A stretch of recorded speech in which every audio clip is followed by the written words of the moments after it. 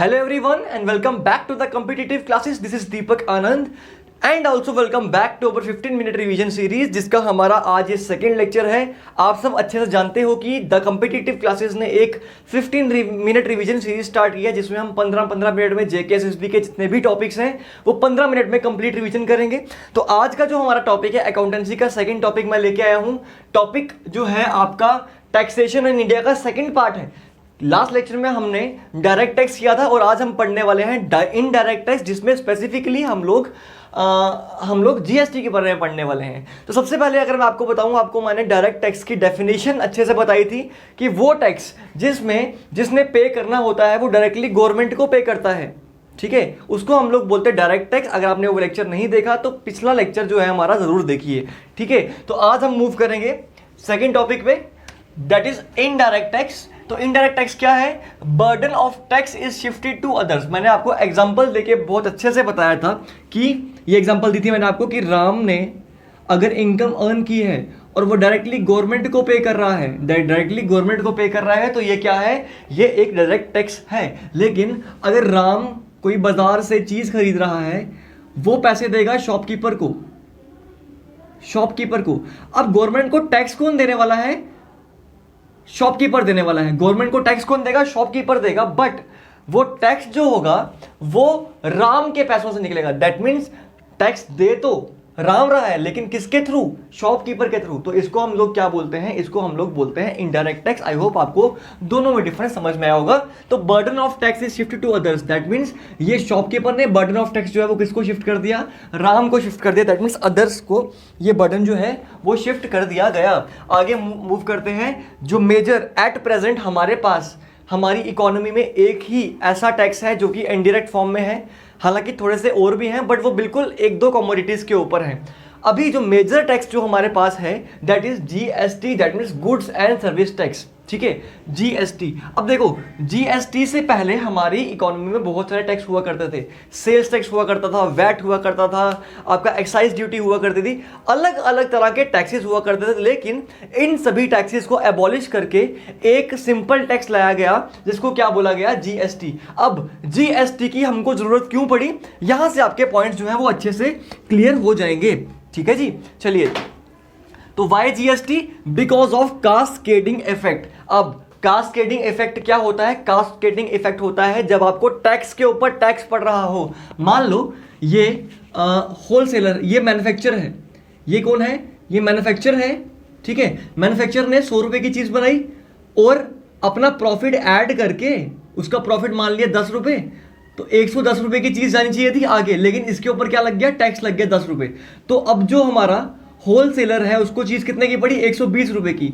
अब जो टैक्स लगेगा वो इस 120 के ऊपर लगेगा। किसके ऊपर लगेगा? 120 के ऊपर। दैट मीन्स हम लोग ये जो टैक्स वाला, हम 110 के ऊपर टैक्स नहीं लगा रहे, हम टैक्स लगा रहे हैं 110 प्लस 10, यानी आपके टैक्स के ऊपर भी टैक्स लग रहा था। दैट मीन्स यहाँ पे डुअल टैक्सेशन हो रही थी, इसीलिए यहाँ पे इसको बोला जाता था कास्केडिंग इफेक्ट। तो आपको सिंपली याद रखना है कास्केडिंग इफेक्ट क्या होता है? Tax on tax. जब टैक्स के ऊपर टैक्स लगता है उसको बोलते हैं कास्केडिंग इफेक्ट। दूसरा, इसकी वजह से प्राइस जो है वो काफी इंक्रीज हो जाता था। देखो, जब टैक्स के ऊपर टैक्स लगना स्टार्ट हो जाएगा तो आपका प्राइस जो है वो डेफिनेटली इंक्रीज करेगा, ठीक है जी।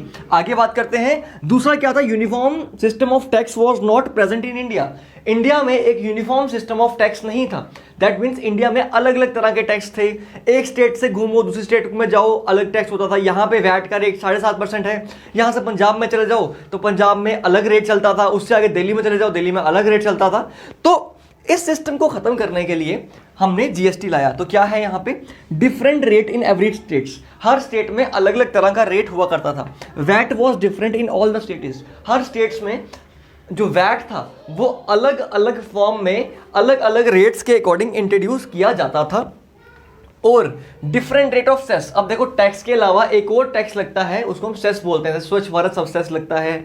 ये बड़ा माइनर सा होता है बट इंक्लूड किया जाता है, ठीक है। स्वच्छ भारत सेस होता है, आपका एजुकेशन सेस होता है, ठीक है। तो इस तरह के सेस जो है वो ऐड किए जाते हैं। ये नॉर्मली आपका 0.5% या 0.55% इस तरह से ऐसे रहता है, ठीक है। आगे है, दैट्स वाई हमने जीएसटी को क्या किया? इसलिए हमने जीएसटी को इंप्लीमेंट किया हमारी इकोनॉमी में। क्यों किया? क्योंकि एक तो कास्केडिंग इफेक्ट को खत्म करने के लिए, दूसरा आपकी यूनिफॉर्मिटी लाने के लिए। ठीक है जी, आगे देखते हैं टैगलाइन क्या है।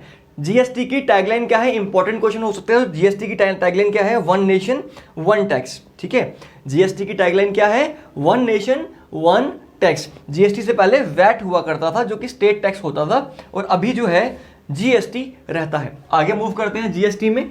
इंट्रोडक्शन हुई जीएसटी की कब? जुलाई 2017 में। दैट मीन्स सबसे पहले इंट्रोडक्शन की बात नहीं करेंगे, यहां पे इंट्रोड्यूस करेंगे, बिल की बात करेंगे। ठीक है, या इसको बोल देंगे इंप्लीमेंट किया गया। इसको इंट्रोड्यूस नहीं बोलूंगा, इसको मैं बोलूंगा implemented in July 2017। That means July 2017 से आपका जीएसटी हमारी इकोनॉमी में अप्लाई हो गया है। अब मैं आपको बताता हूं ट्रांजैक्शंस जो होती हैं। जब भी एक ट्रांजैक्शन की बात करता हूं, देखो गाइस, वीडियो अच्छी लग रही है तो अभी के अभी लाइक बटन हिट करो, बाद में आप भूल जाओगे, तो इसलिए लाइक बटन को हिट कर दो। एंड अगर कोई डाउट आएंगे तो कमेंट जरूर करना, मैं डेफिनेटली छोटी छोटी वीडियोस आपके लिए बनाता रहूंगा आपके कमेंट्स को रिजॉल्व करने के लिए भी। ठीक है जी, आगे बात करते हैं। ट्रांजैक्शन जो होती है वो दो तरह की होती हैं, एक इंट्रास्टेट और दूसरी क्या होती है? इंटरस्टेट। इंटरस्टेट क्या होती है? Outside the boundary of country, sorry, interstate होती है outside the boundary of state. That means जब एक स्टेट, जैसे हमारा जम्मू कश्मीर है, हम दिल्ली से अगर कोई ट्रांजैक्शन कर रहे हैं, इसको बोलेंगे इंटरस्टेट ट्रांजैक्शन। और दूसरी क्या होती है? इंट्रास्टेट। इंट्रास्टेट क्या होती है? With in the boundary of the state. That means जब आप जम्मू से श्रीनगर में कोई ट्रांजैक्शन कर रहा हूं, तो ये क्या है? ये एक ही स्टेट है, तो ये ट्रांजैक्शन को मैं क्या बोलूंगा? इसको मैं बोलूंगा इंटर स्टेट ट्रांजैक्शन। ठीक है, इसको बोलूंगा इंट्रास्टेट। ठीक है, पहले जब आपकी इंट्रास्टेट ट्रांजैक्शन हुआ करती थी, वहां पे वैट अप्लाई होता था, जो कि कौन लेता था? State government. दैट मीन जितनी भी आपकी ट्रांजैक्शन होती थी इंट्रास्टेट ट्रांजैक्शन में आपका वैट लगता था, वैल्यू एडिड टैक्स लगता था, और ये वैट जो है वो कौन लेता था? स्टेट गवर्नमेंट लेती थी। और जब आपके इंटरस्टेट ट्रांजैक्शन होती थी, इंटरस्टेट यानी जब आप आउटसाइड द स्टेट आप अपनी डीलिंग कर रहे हो, तो उस केस में जो टैक्स लगता था वो सेल्स टैक्स लगता था, और वो सेल्स लेता था सेंट्रल गवर्नमेंट। तो वैट के लिए इंपॉर्टेंट एमसीक्यू यहां से निकल के आता है, वैट कौन कलेक्ट करता था? वैट कलेक्ट करता था आपका स्टेट गवर्नमेंट, और आपका जो सेल्स टैक्स है वो कलेक्ट करती थी आपकी सेंट्रल गवर्नमेंट। ठीक है, अब मैं आपको बता दूं टैक्स भी दो तरह का होता है। टैक्स जो है, जस्ट अ सेकंड, चलिए, टैक्स जो है that is also of two types. ठीक है, दो तरह का टैक्स होता है, एक होता है डेस्टिनेशन बेस्ड, दूसरा होता है मैन्युफैक्चरिंग बेस्ड। डेस्टिनेशन बेस्ड और मैन्युफैक्चरिंग बेस्ड टैक्स में डिफरेंस सिंपल सा इतना ही है कि जहां पे चीज मैन्युफैक्चर हो रही है, अगर टैक्स वो वाली स्टेट लेगी तो उसको बोलेंगे मैन्युफैक्चरिंग बेस्ड। देखो, जैसे अगर मैं जम्मू में चीज मैन्युफैक्चर कर रहा हूं, अगर हमारा टैक्स जो है मैन्युफैक्चरिंग बेस्ड टैक्स है, अगर हमारा टैक्स जो है वो मैन्युफैक्चरिंग बेस्ड टैक्स है, तो जम्मू में चीज मैन्युफैक्चर कर रहा हूं तो जम्मू की गवर्नमेंट को टैक्स देना पड़ेगा। ऑन द अदर हैंड, अगर मेरा डेस्टिनेशन बेस्ड टैक्स है और अगर मैं सेल कर रहा हूं दिल्ली में, जम्मू में प्रोड्यूस करके सेल कर रहा हूं दिल्ली में, तो डेस्टिनेशन क्या है? सेलिंग डेस्टिनेशन क्या है आपकी? यहां पे सेलिंग डेस्टिनेशन यहां पे आपके लिए निकल के आ रही है दिल्ली, तो इसीलिए इसको बोलेंगे। अब जब डेस्टिनेशन बेस्ड टैक्स होगा तो वहां पे टैक्स किसको लगाया जाएगा? टैक्स लगाया जाएगा आपकी दैट मीन्स टैक्स कौन चार्ज करेगा? टैक्स चार्ज करेगी आपकी सेंट्रल गवर्नमेंट। अब देखो यहां से देखते हैं जीएसटी, इंपॉर्टेंट एमसीक्यू यहां से निकल के आया। जीएसटी जो है that is a destination based tax. GST क्या है? जीएसटी एक डेस्टिनेशन बेस्ड टैक्स है। ठीक है जी, अब जीएसटी जो है वो इंट्रास्टेट भी लगता है और इंटरस्टेट भी लगता है। जीएसटी इंट्रास्टेट भी लगता है और इंटरस्टेट भी लगता है। वीडियो अच्छी लग रही है तो लाइक कीजिए, हमारी बाकी वीडियोस भी देखिए। एमसीक्यू सेशन मैंने अकाउंटिंग का ऑलरेडी रन किया है, अराउंड 30+ वीडियोस मैंने वहां अपलोड की हैं और 2500+ एमसीक्यूज आपको कवर करवाए हैं सिर्फ अकाउंटेंसी के चैप्टर वाइज। तो जाके चैनल में प्लेलिस्ट चेक करना, आपको मिल जाएगा। ठीक है जी, इंट्रास्टेट और इंट्रास्टेट मैंने क्या बता दिया? With in the state. जब विद इन द स्टेट करते हो तो मान लेते हैं कि हमारे पास जीएसटी कितना परसेंट है? 12%।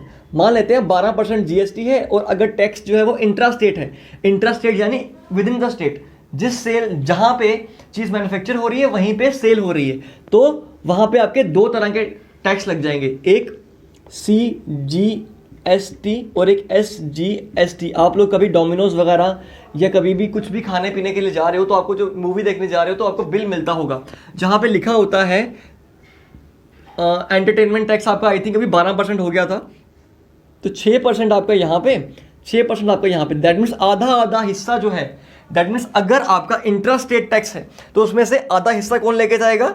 State government. SGST क्या होता है? State goods and service tax.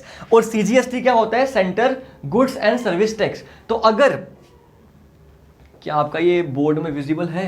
हाँ जी है, ठीक है जी, चलिए मैं वही चेक कर रहा था। ठीक है, तो देखो 12%, तो सिंपल सी बात यहां पे कहने वाली ये है कि अगर 12% टैक्स है तो उसमें से आधा स्टेट लेके जाएगी, आधा सेंटर लेके जाएगी। लेकिन ठीक है, अच्छा ये आधी आधी डिफाइंड रेशियो है कि ये आधा आधा ही करेंगे। जब इंट्रा स्टेट टैक्स होगा तो आधा आधा, आधा स्टेट लेगी आधा सेंटर लेगी। लेकिन अगर इंटर स्टेट टैक्स होगा तो वहां पे एक ही टैक्स लगेगा जिसको क्या बोलते हैं? IGST। तो GST 3 तरह का है, एक CGST, एक SGST और एक IGST, जिसमें से CGST और SGST जो है ये कहाँ लगते हैं? ये लगते हैं आपके इंट्रा स्टेट में, ठीक है। और IGST जो है ये लगता है आपका इंटर स्टेट में। तो IGST होता है integrated goods and service tax. That means अगर 18% आप चार्ज करो, अब ये इंपॉर्टेंट पॉइंट है सुनने वाला, बहुत ध्यान से सुनना कि ये क्या है, एक इंपॉर्टेंट पॉइंट है सुनने वाला, कि अगर IGST जो है वो 18% है, वो सेंटर और स्टेट में तो डिस्ट्रीब्यूट होगा, लेकिन कोई भी डिफाइंड रेशियो नहीं है। दैट मीन्स देखो, अगर मैं यहां से जम्मू की चीज जम्मू में सेल कर रहा हूं 12% टैक्स के साथ, तो 6% स्टेट को टैक्स देना पड़ेगा, 6% देना पड़ेगा सेंटर को। लेकिन अगर जम्मू की चीज दिल्ली में सेल कर रहा हूं तो यहां पे आपको IGST देना पड़ेगा। लेट्स सपोज 18%, सपोज कर रहा हूं कि 18% GST दे रहे हो। अब इसमें से आधी आधी कोई डेफिनेशन नहीं है। देखो इसमें से, क्योंकि GST जो है वो डेस्टिनेशन बेस्ड टैक्स है, तो कुछ टैक्स का हिस्सा दिल्ली को मिलेगा और कुछ टैक्स का हिस्सा सेंटर को मिलेगा। लेकिन ये डिफाइंड नहीं होता, ये सेंटर के हाथ में कि किसको कितना GST मिलेगा। आगे बात करते हैं GST रेट्स की, बात करते हैं, जल्दी जल्दी खत्म करेंगे चैप्टर को, ठीक है। GST रेट्स की बात करते हैं तो GST रेट्स जो है हमारे पास 5 तरह के रेट्स हैं। GST की स्लैब्स जो है वो 5 तरह की स्लैब्स हैं। कौन कौन सी? 0%, 5%, 12%, 15%, 28%। अब देखो आप कहोगे सर 0% स्लैब रखने की जरूरत क्या है? 0% की मतलब ये है कि अभी जो, जैसे मैं मान लेता हूं कि 0% में कौन आता है? ब्रेड आती है। कि भाई देखो मैंने ब्रेड को 0% में रखा है, एग्जम्प्ट नहीं किया, ठीक है। 0% का मतलब ये नहीं है कि मैंने GST से एग्जम्प्ट कर दिया। एग्जम्प्टेड चीज को मैं GST में इंक्लूड नहीं कर सकता, ठीक है। लेकिन अगर मैंने 0% स्लैब में रखा है तो इसको बाद में उठा के मैं हो सकता है 5% वाली स्लैब में रख दूं। तो नॉर्मली जो आपकी बेसिक नेसेसिटीज होती हैं वो जाती है आपकी 0% रेट में। वो कहाँ जाती है? आपकी 0% रेट में। और जो आपकी अल्ट्रा लग्जरी होती है, जो महंगी महंगी गाड़ियां हो गई, आपके बहुत आपके जो लग्जरियस चीजें होती हैं वो कहाँ जाती हैं? आपकी 28% में। बाकी चीजें जो है नॉर्मल लाइफ की हैं वो 5, 12 और 15 में ही रहती हैं। इसके अलावा आपकी 2 और GST रेट्स हैं। नॉर्मली आपसे कोई पूछे कि GST के रेट्स कितने हैं तो आप 5 रेट बोलोगे, 0, 5, 12, 15 और 28, ठीक है। इसके अलावा 2 एक्सक्लूसिव रेट्स भी हैं। वो किसके लिए हैं? एक प्रीशियस स्टोन्स के लिए। प्रीशियस स्टोन्स मतलब डायमंड हो गया, रूबी हो गया, उनके ऊपर 0.25% GST लगता है।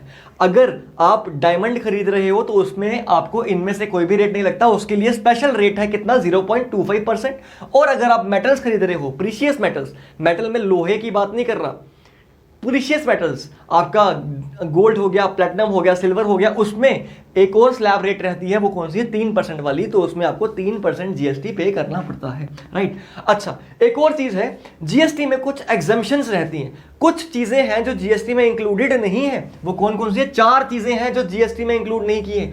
MCQ आ सकता है। 4 ऐसी कौन सी चीजें हैं जो कि GST में इंक्लूड नहीं की गई है? वो है पेट्रोल, वो है इलेक्ट्रिसिटी, वो है रियल एस्टेट और वो है अल्कोहल। पेट्रोल GST में नहीं आता, इलेक्ट्रिसिटी GST में नहीं आती, रियल एस्टेट GST में नहीं आती, अल्कोहल GST में नहीं आती, ठीक है। यहां पे स्टेट एक्साइज ड्यूटी लगती है। क्या लगता है? देखो पेट्रोल पे तो वैट लगता है, ठीक है, और बाकियों पे क्या लगता है? स्टेट एक्साइज ड्यूटी लगती है, ठीक है। आपने देखा होगा कि अल्कोहल का रेट जो होता है वो हर स्टेट में अलग अलग होता है। ऐसा क्यों होता है? क्योंकि एक स्टेट जो है वो अलग टैक्स चार्ज करती है और दूसरी स्टेट जो है वो अलग टैक्स चार्ज करती है, इसीलिए जो रेट रहता है वो डिफरेंट रहता है आपका, ठीक है जी। आगे बात करते हैं most important points about GST के बारे में। कुछ इंपॉर्टेंट पॉइंट्स जिसके बेसिस पे आपको MCQs पूछे जा सकते हैं। कितने मिनट की वीडियो हो गई है भाई? 14 मिनट की वीडियो ऑलरेडी हो गई है। 1 मिनट में जल्दी से खत्म करेंगे, ठीक है। First time introduced by Atal Bihari Vajpayee इन 2000। अब GST जो है वो कोई नई टर्म नहीं है। GST सबसे पहली बार अटल बिहारी वाजपेयी जी ने 2000 में इंट्रोड्यूस किया गया था, लेकिन उस टाइम पे इंप्लीमेंट नहीं हो पाया था। इसके अलावा पास्ड इन पार्लियामेंट 2016 में। 2016 में बीजेपी गवर्नमेंट ने फिर से आके इसको पास किया 2016 में, ठीक है। 1 जुलाई 2017 को ये एक्ट में आ गया। दैट मीन्स हमारा जीएसटी जो है वो अप्लाई कहां से होना स्टार्ट हो गया, 1 जुलाई 2016 से। 28% हाईएस्ट स्लैब कौन सी है, 28%, और मिनिमम स्लैब कितनी है, 0%, ठीक है। फर्स्ट टाइम जीएसटी पूरे वर्ल्ड में कहां अप्लाई किया गया था, फर्स्ट टाइम कहां किया गया था, फ्रांस में, जो कि 1954 था। अच्छा, एक और चीज, हम सब यहां पे क्या देख रहे हैं, जो जीएसटी है वो सेंटर और स्टेट दोनों की कॉम्बिनेशन से बन रही है, दोनों के कॉम्बिनेशन से, तो इसलिए जीएसटी जो है वो डुअल कंसेप्ट है, ठीक है। अब डुअल कंसेप्ट जो है सिर्फ 2 कंट्रीज फॉलो करती हैं, कौन कौन सी, एक इंडिया और एक कनाडा। डुअल कंसेप्ट यानी power with the hands of centre and state both, ठीक है। तो ऐसा कंसेप्ट कौन फॉलो करता है, सिर्फ इंडिया और कनाडा। इसके अलावा केम फ्यू डे। अच्छा, अब आपको एक एमसीक्यू का आंसर करना है, आपको यह आंसर करना है कि जे एंड के में फ्यू डेज लेटर आया था। जैसे अगर 1 जुलाई को पूरी स्टेट में पूरी कंट्री में हो तो जे एंड के में कुछ दिनों के बाद आया था। आपको रिसर्च करके मुझे आंसर करना है कि जे एंड के में जीएसटी कब अप्लाई हुआ था, ठीक है जी। तो चलिए, अगर आपको समझ में आ गई चीजें तो वीडियो को लाइक कर देना, ठीक है। अगर बेनिफिशियल लग रही है तो लाइक जरूर करना। यही सब कुछ चीजें थी जो इंपॉर्टेंट है आपके जीएसटी के पॉइंट ऑफ व्यू से। अभी आप इसका स्क्रीनशॉट ले सकते हो, ठीक है। तो आज के लेक्चर में इतना ही रखते हैं, मिलते हैं अगले लेक्चर में एक नए टॉपिक के साथ। प्रोबेबली मैं कॉस्ट अकाउंटिंग आपको नया चैप्टर स्टार्ट करवाऊंगा। तो this is all about today. Thank you very much guys, all the best.